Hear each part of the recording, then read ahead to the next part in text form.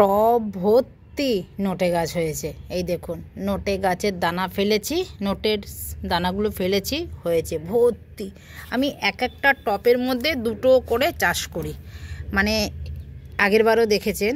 আর এটা তো ছোট হবে, আমি কেটে নেব, শাক খাবো। আর এখানে কিন্তু গাছও লাগিয়েছি, গাছগুলো কিন্তু বেশ ভালোই বড় হয়ে গেছে। দেখুন, এগুলো ফুল গাছ, এত সুন্দর ফুল হয়।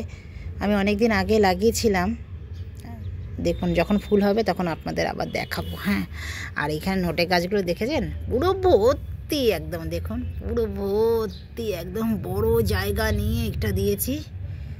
এই দেখুন পুরো ভর্তি, আবার হবে। এটা দুটো দুটো করে আমি করি চাষ।